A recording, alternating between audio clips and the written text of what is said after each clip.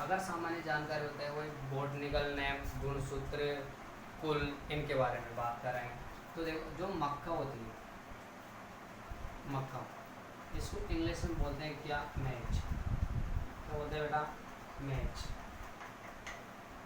चलो इसकी सामान्य जानकारी की अगर मैं बात करूँ तो क्या, देखो इसका जो वैज्ञानिक नाम होता है क्या, जिया मैच। क्या होता है, जिया मैच। अगर मैं इसकी फैमिली की बात करूँ तो क्या, तो ग्रेमेनी परिवार है, या कह सकता हूँ मैं पोएसी परिवार है। अगर मैं इसकी गुणसूत्र संख्या की बात करूँ तो इसका गुणसूत्र संख्या कितने, इसमें 2n बराबर 20। देखो अगर आपको अगर गुणसूत्र संख्या, उत्पत्ति स्थान, परागण, अंकुरण के आधार पर मैं वर्गीकरण लेके आऊँगा अगली क्लास में, आपको पूरे एक क्लास में निपटारा हो जाएगा। और मैं बात करता हूँ कभी भी किसी भी एग्रोनॉमी फसलों पर कभी समस्या नहीं आएगी, याद रखना। तो अगर 2n बराबर इसका 20 है, अगर मैं इसका उत्पत्ति स्थान की बात करूँ, क्या है इसका उत्पत्ति स्थान, कहाँ है, अमेरिका, सॉरी मेक्सिको,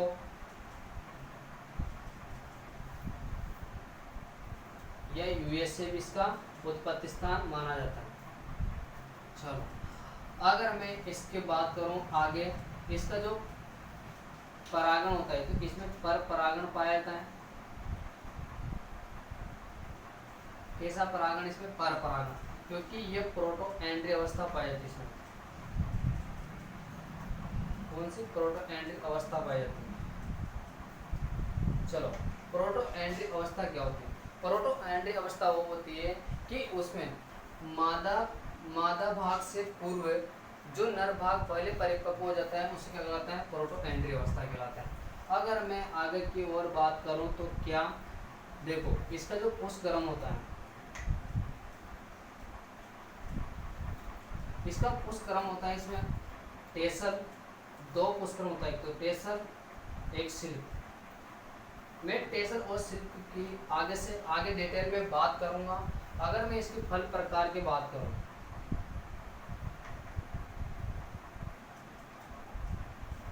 तो इसका जो फल प्रकार होता है वो क्या होता है, खुला पेनिकल होता है। हमेशा ये याद रख लेना है। अगर मैं इसके अन्य नाम की बात करूं तो देखो मक्का को अन्य नाम से किस किस नाम से जाना जाता है, अनाजों की रानी, अनाजों की रानी। दूसरा अविश्वसनीय फसल,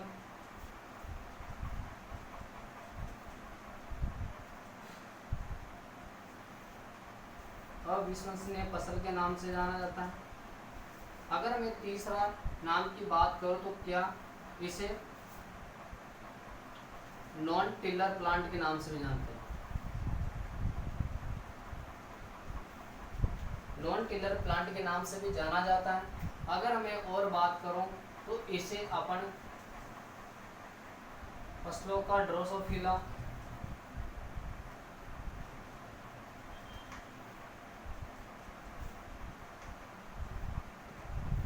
और इसने फसलों के रीढ़ की हड्डी के नाम से भी जानते हैं।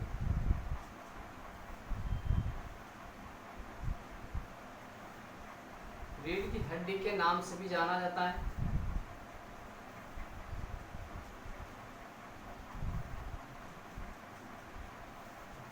देखो अगर मैं बात करूं मक्का का अन्य नाम किस नाम से जाना जाता है, तो मक्का को अनाजों की रानी, जिसे अपन कह सकते हैं क्या, क्वीन ऑफ सीरियल के नाम से भी जाना जाता है। इसे अविश्वसनीय फसल के नाम से भी जाना जाता है, और इसे फसलों की ड्रोसोफिला के नाम से भी जानते हैं।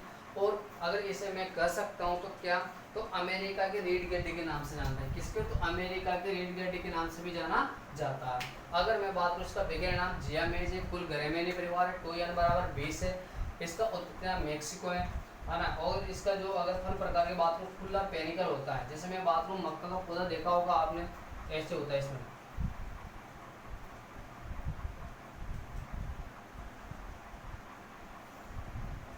ऐसे ऐसे ऐसे ऊपर की समय जो आता है ना वो सब वो होता है खुला पेनिकल, ठीक है। चलो आगे की ओर देखो।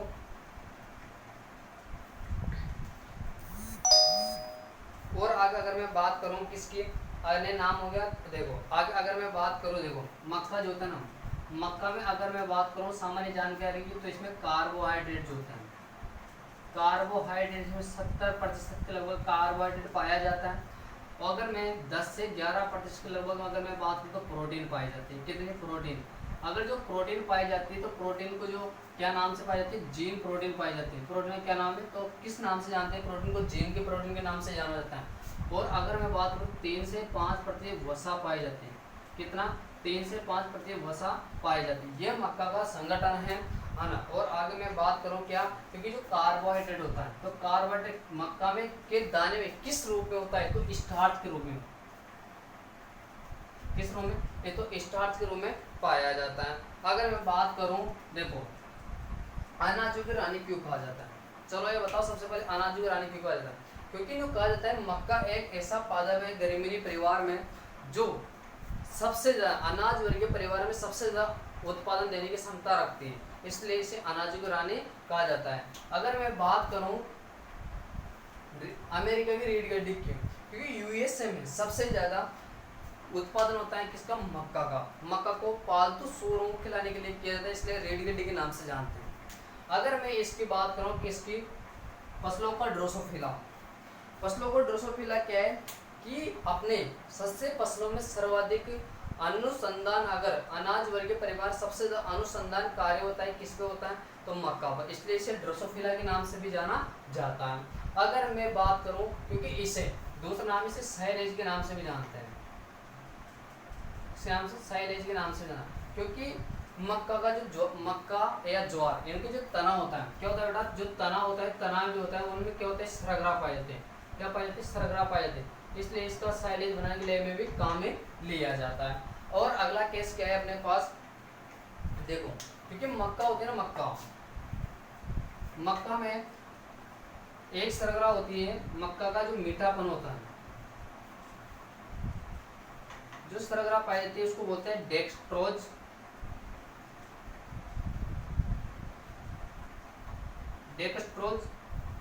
डेक्सट्रोज सरगरा पाई जाती है। कौन सी, डेक्सट्रोज सरगरा पाई जाती है, इसलिए ये मक्का मीठापन हेतु उत्तरदायी होता है।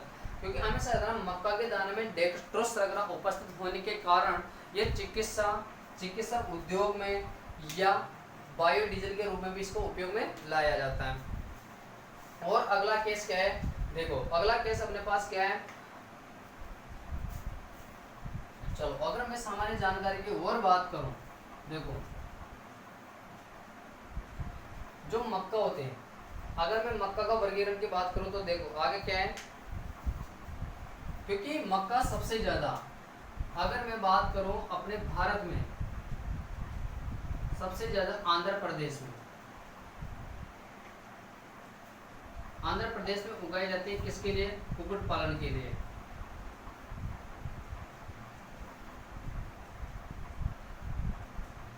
किसके लिए, कुक्कुट पालन मतलब मुर्गियों के लिए।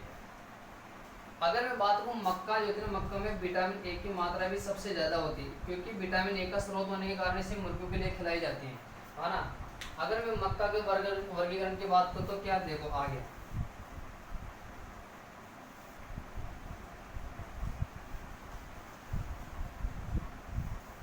देखो मक्का का वर्गीकरण की अगर मैं बात करूं तो क्या, देखो मक्का जो होता है ना, मक्का को नॉन टिलर प्लांट के नाम से भी जानते हैं। मक्का को नॉन टिलर प्लांट क्या होता है, क्योंकि ये ग्रेमिनी परिवार का एक ऐसा सदस्य है जिनमें शाखाएं नहीं निकलती, मतलब कल्ले नहीं निकलती।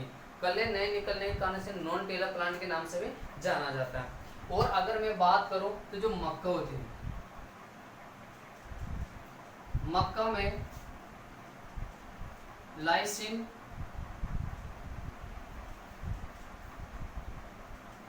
एवं ट्रिप्टोफैन की कमी पाई जाती है। और देखो मक्का होता है ना, मक्का का जो दाना होता है, मक्का के दाने में ल्यूसीन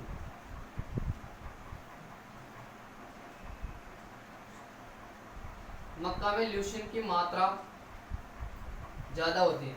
ल्यूसीन की मात्रा ज़्यादा होने के कारण अगर मानव ज़्यादा सेवन कर लेता है, क्या कर लेता है मानव अगर अधिक सेवन करने पर एक तो भाजपन या पेलेग्रा की समस्या उत्पन्न हो जाती है। आया? चलो अगर अगर मैं वर्गीकरण की बात करूं तो क्या देखो, मक्का की अलग अलग प्रजातियां हैं। मक्का छः या 7 प्रकार की होती है और इनके वैज्ञानिक नाम में सबका अलग अलग होता है। ठीक है, देखो सबसे पहले आता है मक्का डेंट मक्का।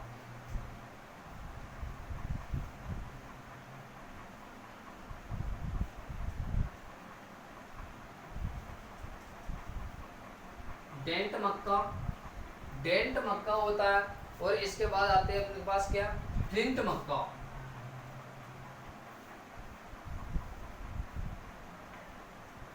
फ्लिंट मक्का, स्वीट मक्का, स्वीट या मीठी मक्का, चौथे आते अपने पास पॉप मक्का, जो पॉपकॉर्न बनाने के लिए काम में लेते हैं। सॉफ्ट मक्का, बेक्सी मक्का, एक आती है पॉड मक्का, नीचे आती है पूर्वज मक्का। यह सबसे पहले की वेराइटी है, यह सबसे पहले प्रजाति होती है। देखो अगर मैं इनके वैज्ञानिक नाम की अगर बात करूं, देखो डेंट मक्का होता है ना, जिया मेज,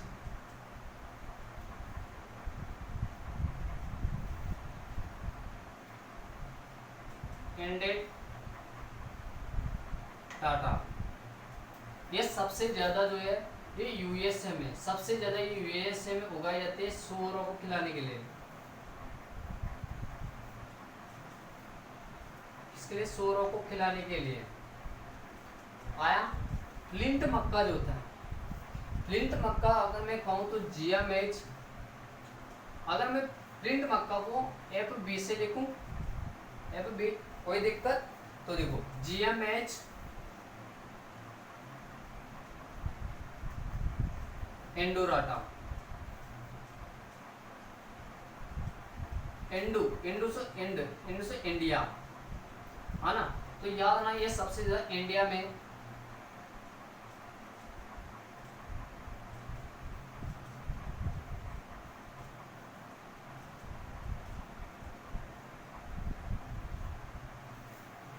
ये इंडिया में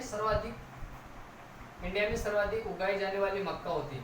तो याद ना, जो फ्लिंट मक्का होता है वो जिया मेज, जो एंडोराटा होते हैं वो इंडिया में सबसे ज्यादा उगाई जाती है। स्वीट मक्का होती है, स्वीट मक्का मतलब मैं कहूँ जिया मेज, सेकेराटा, ये सबसे ज्यादा जो ना, क्योंकि हमेशा ये याद रखना, ये भी सबसे ज्यादा यूएसए में उगाई जाती है, सबसे ज्यादा कहाँ उगाई जाती है, यूएसए में। लेकिन इसकी जो हरी अवस्था होती है, हरी अवस्था, ये जो कच्ची अवस्था होती है उसमें 70% नमी होती है। क्या होती है 70% इसमें नमी पाई जाती है।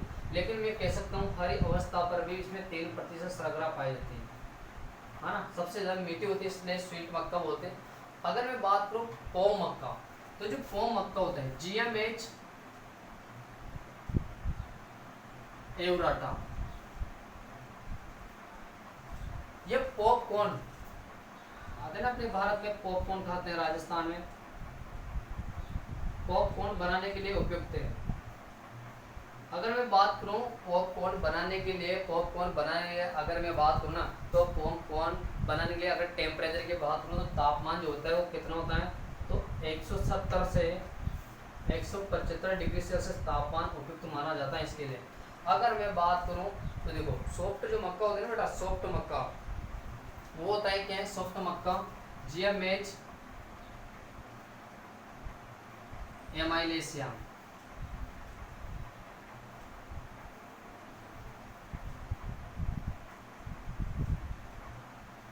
जियामेज एमाइलेसे इसका वैज्ञानिक नाम है। ये भी चाइनीज मक्का है, चाइनीज। एक होता है अपने पास वेक्सी मक्का। अब जो वेक्सी मक्का होती है वो होता है क्या, जियामेज सेरेटिना। देखो वेक्सी मक्का का वैज्ञानिक होता है जियामेज सेरेटिना। एक आती है पोड मक्का, जियामेज टूनिकाटा, जियामेज टूनिकाटा। ये है ना सबसे प्राचीन मक्का है। क्या ये सबसे प्राचीन मक्का है बेटा? क्या ये सबसे प्राचीन मक्का है? देखो अगर मैं इसकी बात करूं, देखो पूर्वज जो मक्का होते हैं वो क्या होते हैं, जो पूर्वज मक्का होते हैं, तो पूर्वज मक्का जो होती है उसका वैज्ञानिक नाम क्या है,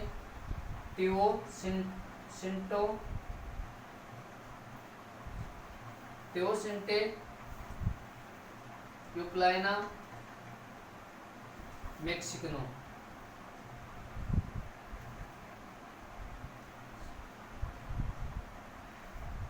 थियोसिंटे यूक्लाइना मेक्सिनो इसका वैज्ञानिक नाम है। ठीक है, यह सबसे ज्यादा ये पूर्वज मक्का है।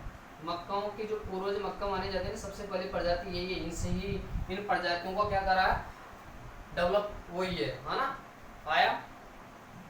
देखो अगर मैं इनकी बात करूँ, इसके बाद देखो इनकी जो बीज दर होती है ना, तो इनकी बीज दर भी सबसे अलग अलग होती है। देखो इनकी बीज दर 6 प्रकार की बीज दर। अगर मैं इनकी बीज दर की बात करूँ, चलो इनकी बीज दर की बात कर लेता हूँ आगे। डस्टर कहाँ रख दिया, चलो लिख लिया इसकी बीज दर।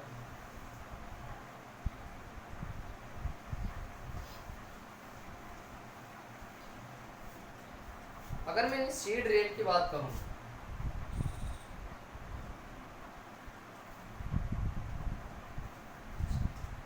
एक होता है संकुल मक्का,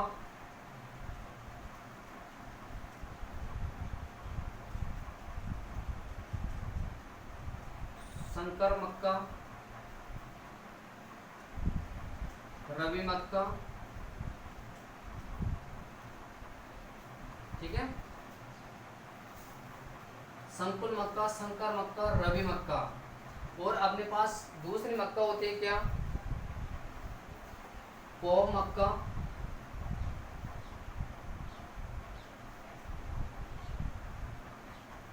पौ मक्का, शीट मक्का,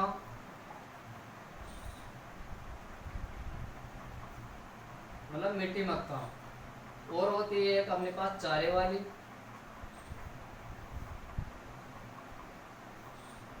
देखो ये छह इसकी जो बीज दर है वो क्या है। देखो सबसे पहले उठाओ आप चारे वाली, सबसे पहले उठाओ चारे वाले की जो बीज दर होती है क्या, 40 से 45 किलो। क्या होती है, 40 से 45 किलो प्रति हेक्टर के हिसाब से इसकी बुआई करते हैं। चलो इसके बाद बताओ आप संकुल मक्का, 15 से 20 किलो प्रति हेक्टर। जितने भी आपने कभी जितने भी फसलें पड़ी होगी या फल पड़े होंगे, उनमें जितने भी फसल पड़ी है उनमें अगर हाइब्रिड जो बीज दर लिए सबसे कम लिए, लेकिन एक ऐसा पौधा है इनकी जो बीज दर होती है ज़्यादा होती है, 20 से 25 किलो प्रति हेक्टर। ठीक, रबी मक्का की अगर मैं बात करूँ तो रबी मक्का की भी क्या है, 20 से 25 किलो हेक्टर। अगर पॉपकॉर्न की बात करूं तो पॉपकॉर्न जो होती है वह होती है 12 किलो। अगर मैं बात करूं स्वीट मक्का 6 किलो प्रति हेक्टर इसकी बीज दर होती है। ठीक है, अगर मैं इनकी बुआई की बात करूं तो इसकी बुआई कब करते हैं, जुलाई का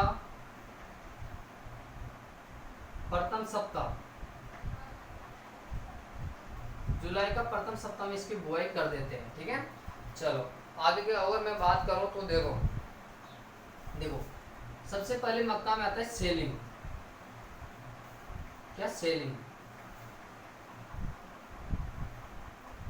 सेलिंग क्या होता है, कि मक्का का जो बूटा होता है ना, मक्का के बूटे से अलग करने की जो अलग किया जाता है उसे सेलिंग कहते हैं।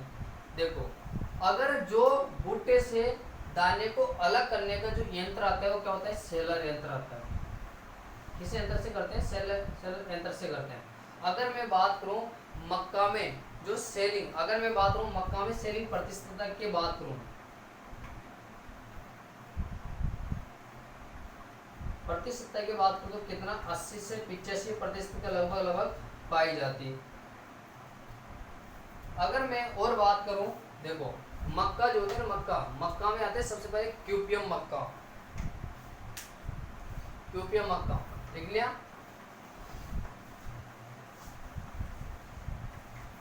क्यूपियम मक्का क्या है,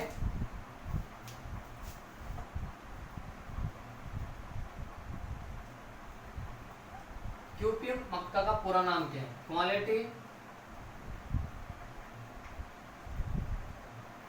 क्वालिटी प्रोटीन मैच,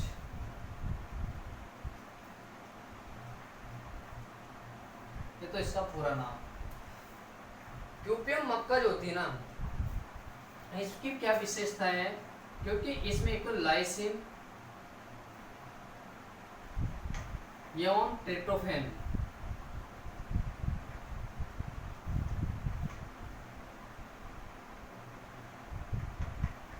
की अधिकता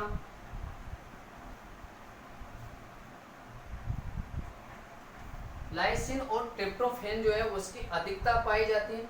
अगर मैं बात करूं पूरे विश्व में क्यूपियम मक्का के विश्व के क्यूपियम मक्का के जो जनक हैं वो कौन है, एस के वसल, कौन है, एस के वसल। अगर अपने इंडिया की बात करूं, भारत के कौन है, तो भारत के क्यूपियम के जो जनक हैं वो कौन है, डॉक्टर साईदास।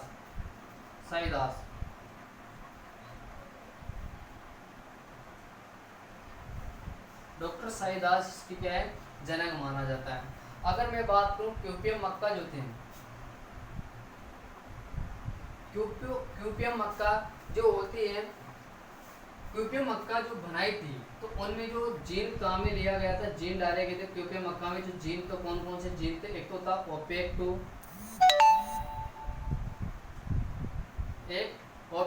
एक फ्लोरी 2 सॉरी, ये दोनों जीन इसमें स्थानांतरण किया गया था, काम में लिया था क्यूपियम। अगर मैं बात करूं क्यूपियम जो मक्का है, क्यूपियम मक्का की अगर मैं वेराइटी किस्मों की बात करूं तो देखो कौन कौन सी किस्में, रत्ना है, शक्ति है, शक्तिमान है,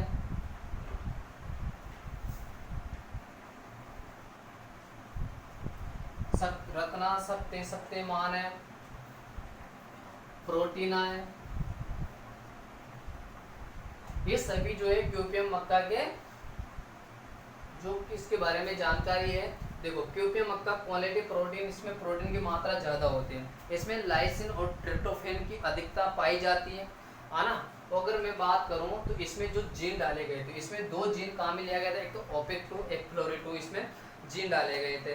क्यूपियम मक्का की प्रमुख किस्में एक तो रत्ना है, एक और वेराइटी इसमें मैं कह सकता हूँ हाइब्रिड QPM1, ये भी इसकी वेराइटी है। रत्ना, शक्ति है, शक्तिमान है ना, और मैं कह सकता हूँ एक और अपने पास प्रोटीन है। ये सभी क्यूपियम मक्का के बारे में हैं। अगर मैं आपको सेलिंग के बारे में बता ही दिया आगे, चलो आगे की ओर देखते हैं इसकी जीवनी के बारे में। देखो अगर मैं इसकी जीवनी के बारे में बात करूं, इसकी जीवनी के बारे में मैंने कुछ आपको बता दिया था।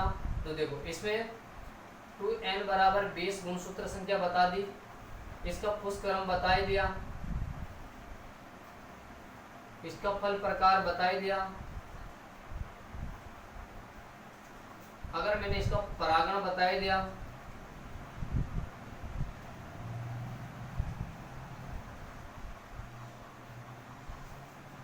दीर्घकालिकता के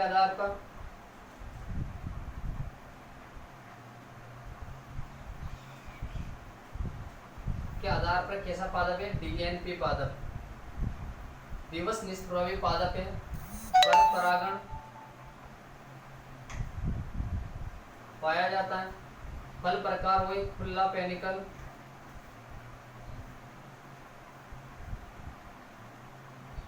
उस क्रम हुए टेसल और सिल्क। अभी डिटेल से बात करेंगे इनके बारे में। और अगला केस देखो, अगर मैं इनकी जलवायु की बात करूं, क्या जलवायु, अगर मैं जलवायु की बात करूं तो क्या, तो देखो मक्का के लिए जलवायु कैसी चाहिए? गर्म उष्ण जलवायु।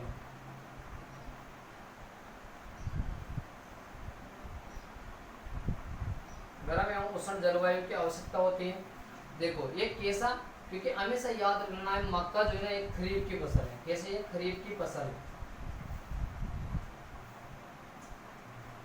दूसरी बात, अगर मैं इनके टेम्परेचर की बात करूं तो अंकुरण के लिए जो तापमान चाहिए, तो अंकुरण के लिए कितने, तो मैं कह सकता हूं 20 से 25 डिग्री सेल्सियस तापमान। औसतन की अगर मैं बात करूं तो 21 डिग्री सेल्सियस तापमान। अगर वर्दी की बात करूं, वर्दी के लिए उपयुक्त तापमान होता है किसका, तो 30 से 35 डिग्री सेल्सियस। औसतन 32 डिग्री सेल्सियस तापमान इसके लिए सबसे बेस्ट माना जाता है। अगर मैं इसकी मृदा की बात करूं तो मृदा तो वही सामान्य पीएच,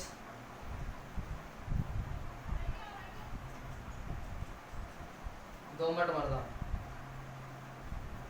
सामान्य पीएच वाली दोमट मृदा। ये इसकी कुछ सामान्य जीवनी सामान्य की जानकारी पे बात थी। देखो एक और मैं आपको बात बता देता हूँ, ये लिख लिया होगा। चलो, आपने मक्का देखी होगी, मक्का का पौधा ऐसा होता है।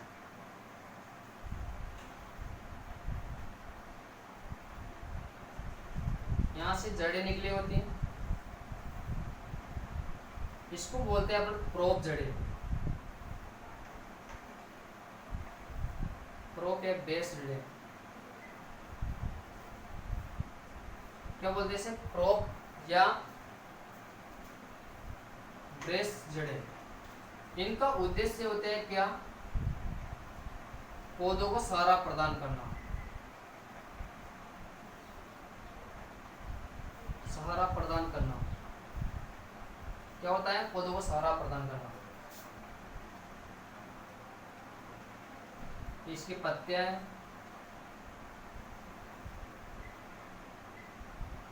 और इसमें इस प्रकार का इसका एक भुट्टा आता है।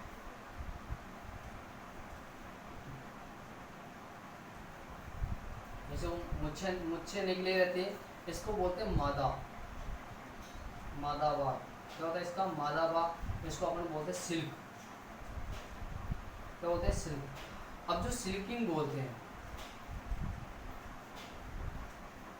बोलते हैं सिल्किंग होता है मक्का में मादा भाग का आना सिल्किंग कहलाता है।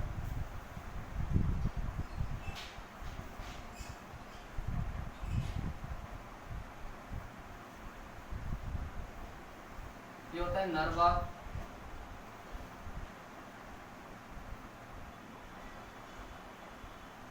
इसको बोलते हैं टेसल। जो टेसल भाग आता है ना, टेसल जो नर भाग आता है वो कब आता है? वो बुआई के 40 से 45 दिन बाद,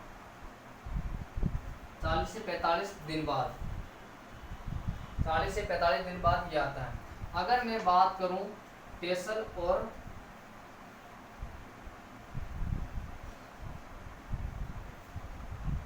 सिल्क के मध्य का अंतराल, अंतराल होता है वो 7 से 10 दिन का होता है। कितना? 7 से 10 दिन का होता है।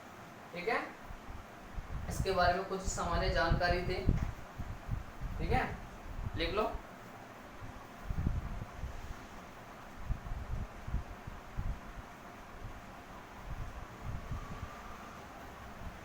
चलो आगे की ओर। इनमें जो पुंकेसरों की संख्या होती है ना, पुंकेसरों, तो परागण होता है पुंकेसर, उनकी संख्या 0 3 होती है। कितने? 3 होते हैं इनके पुंकेसरों की संख्या।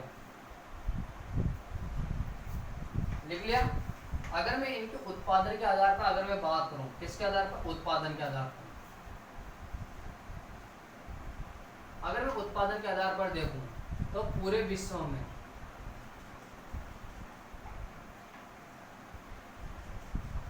सर्वाधिक उत्पादन अमेरिका में। कहाँ होता है बेटा? अमेरिका में। अगर मैं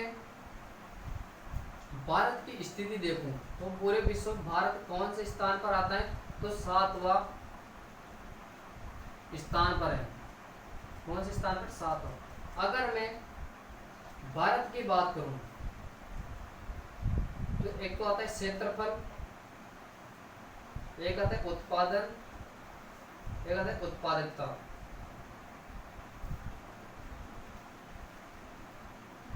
चलो, क्षेत्रफल सबसे ज्यादा भारत में सर्वाधिक क्षेत्रफल जो है वो कहाँ है? तो याद रख लेना है, वो है क्षेत्रफल बिहार में। अगर मैं उत्पादन के देखूं तो सबसे ज्यादा उत्पादन कहाँ होता है इसका? तो याद रख लेना, आंध्र प्रदेश।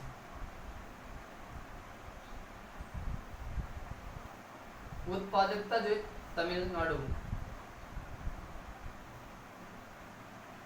कर्नाटक। इसकी उत्पादन सबसे ज्यादा कहाँ है? कर्नाटक में। चलो आगे की ओर बढ़ो। क्योंकि जो मक्का होगी ना, मक्का एक मोनोसियस पादप है।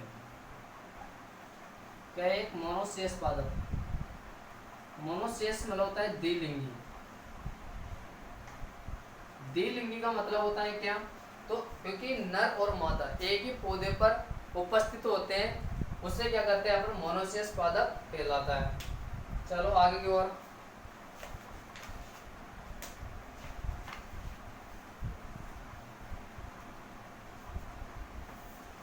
मक्का में कुछ आगे डिटेल से बात कर लेते हैं।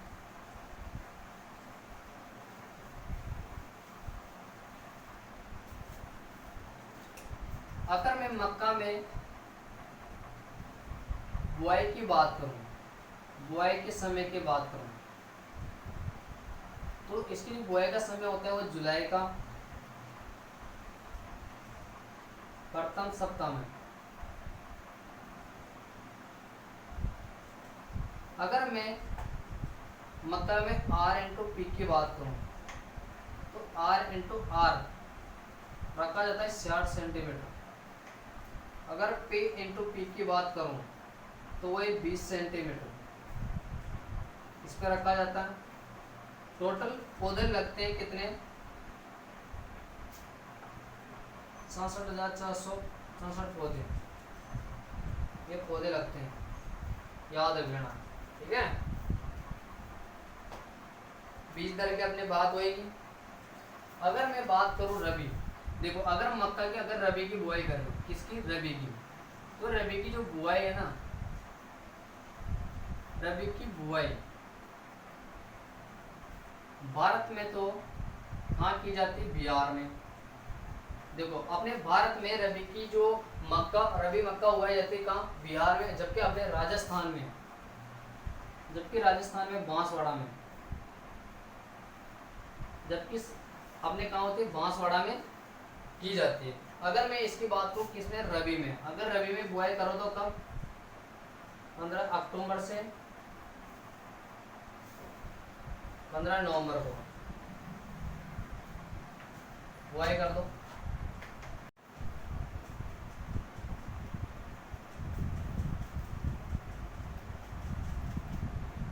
अपनी कल की क्लास में थोड़ा जो कल की क्लास ले रहा था मैं, तो अपनी मक्का जो है थोड़ी अधूरी रह गई थी, तो उसमें कुछ वेराइटी और संस्थाएं छूट गई थी।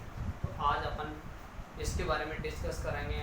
कुछ संस्थाएं हैं और अगर मैं बात करूँ तो कुछ वेराइटी हैं। देखो अगर मक्का की संस्थाएं जो है अंतर्राष्ट्रीय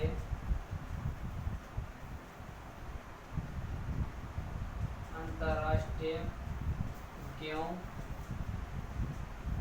एवं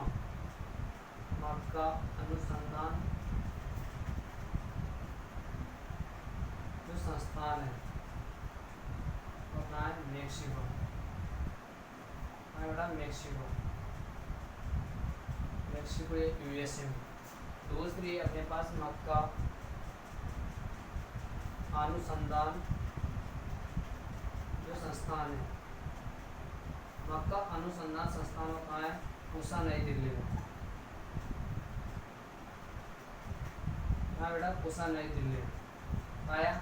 अगर मैं इसकी वेराइटियों के बारे में डिस्कस करूँ तो देखो क्या कौन कौन सी वेराइटी होती है।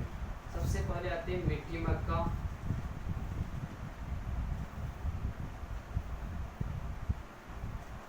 दूसरी आती है चारे वाली,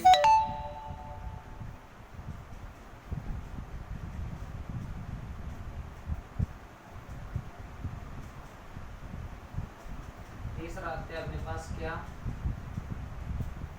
पॉपकॉर्न के लिए, पॉपकॉर्न बनाने के लिए वैरायटी।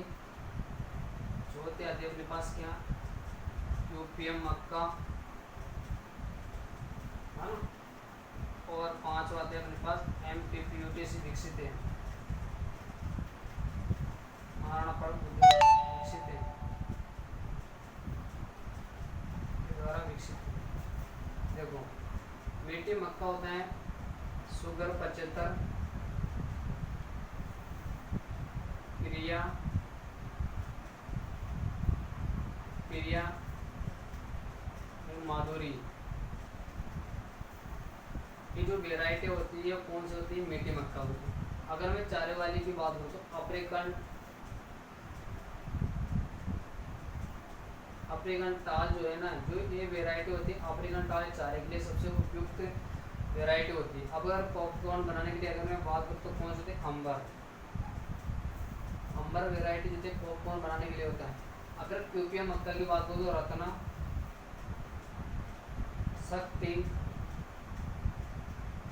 शक्तिमान और एक होती है अपने पास यूपीएम हाइब्रिड क्वालिटी प्रोटीन मेज, है ना। एक माही डबल,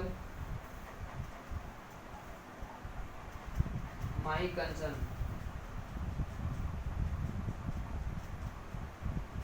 ये दोनों वेराइटी है ना वह किससे? एमपीवीटी से विकसित है।